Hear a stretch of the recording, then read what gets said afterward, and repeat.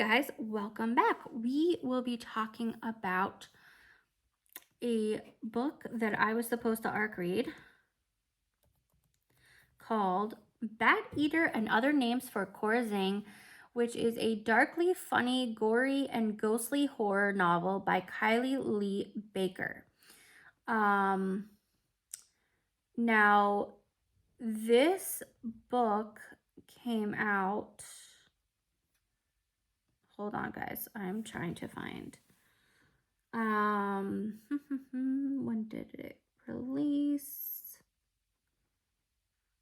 It released in last April. Okay, so I am obviously very far behind. I will say I started it, I paused it. When I started to like try to catch up with my ARC reads, I started this book in, I want to say November, December, and I had to put it down. Now, granted, I was going through some stuff. It was probably December. If you guys have been following along, I've been going through some stuff in the last few months. And in December, I lost a friend. Okay, watched her pass away. It's very traumatic. Let me just say that. So, the first chapter in this book, okay, is Cora Zeng watching her sister die. Yeah. Now I will say this is a Chinese American. She is I want to say she was adopted. Yeah, she was adopted. So of course I'm like, oh, of course. I find another adoptee book. Like, what the fuck? like how the hell do these find me? I don't know. Anyway, but this is set during COVID. Cora Zhang is struggling with her identity, being Chinese American. She finds her sister. She like clings on to her sister. So they don't necessarily have a really close relationship, but she doesn't feel like she has an identity of her own. She's kind of like figuring herself out. And as an adoptee, I can kind of relate. You know, you have your biological family, you have your adoptive family. I will say my identity was never questioning that bad, but I have seen others, right? Adoptees are kind of known as chameleons, so just saying, and that's kind of how she is. She's like trying to figure her life out.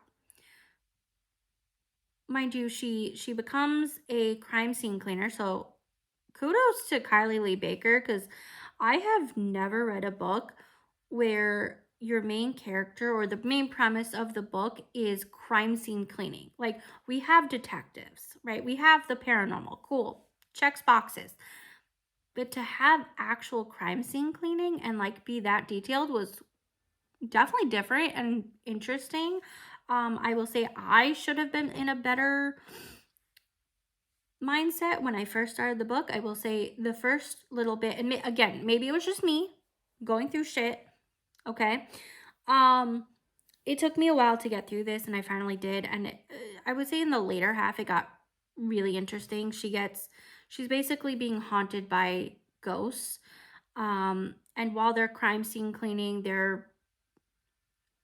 during this, okay, going back to, this is set during Corona times, right? COVID-19. They're during the, when everyone's supposed to be in, they're in New York City. Okay, you got to wear masks. You're not supposed to go out. So we're seeing a little bit of OCD on top of everything. This crew of crime scene cleaners, her friend and her two friends, her two coworkers, end up noticing a pattern, right? And that's where pretty much the premise of the rest of the book is. Besides being haunted, right, which is the second half, it's the victims. That is where this all comes in, right? And so Bat Eater is something that people were calling Asian Americans during this time, right? They said that COVID-19 came from a bat. Supposedly someone ate a bat. I don't believe any of that shit, to be honest, but people were actually targeting Asian Americans. It wasn't just Chinese Americans. It wasn't just the Chinese. It was Asian Americans, right? Because a lot of Americans can't tell Koreans, Japanese, Filipino descent, etc. apart, right? Oh, the person's Asian. Let me just be a bigot. Let me just do anti-Asian hate, right? Like, who the fuck cares? Nobody's gonna miss them, right? That's the premise of the book. Is these three are cleaning up these crime scenes of the victims who are of Asian descent, mostly Chinese, because most of the victims were set in Chinatown. So I would give this. I'm gonna try to be as fair as possible because again, excuse me, my throat's dry. I was going through things, and again, I'm trying not to hold that against the author and my like mindset, but I'm gonna give it a 3.5. I feel like that's fairly generous because normally I could get through things, and to be fair, I couldn't read any book. It wasn't just this one. Like every book I was picking up, I just get through a chapter and I put it right back down. And I tried many books.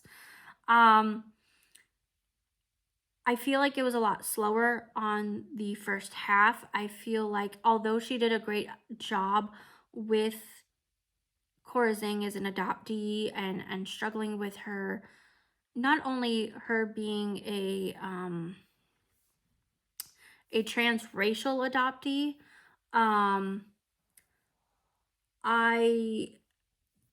I feel like there was just a little bit too much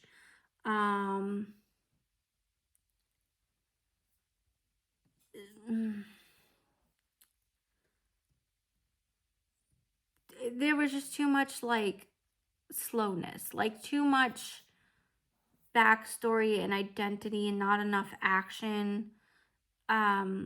Which don't get me wrong, she did amazing with it, but it was just, it needed to be sped up a little bit. Now, I am reading her bio, and I am not seeing anything related to her being an adoptee. So let me just check out.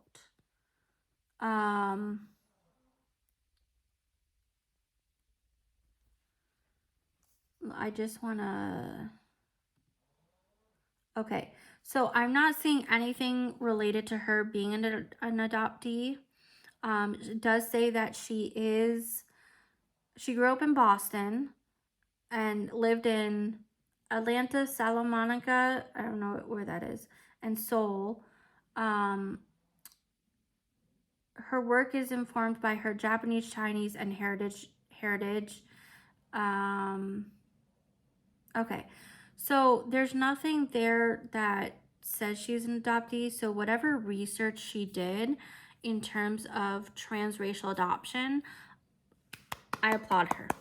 Okay, I really do applaud her as an adoptee myself, as someone who works with adoptees and works within the adoption community. I think she did a fantastic job. This is a book I would absolutely recommend to fellow adoptees if they're into that horror kind of gruely, ghostly stuff.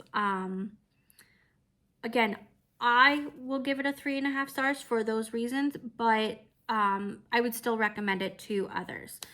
So that being said, I hope you guys have a fantastic day, and I will see you guys next time.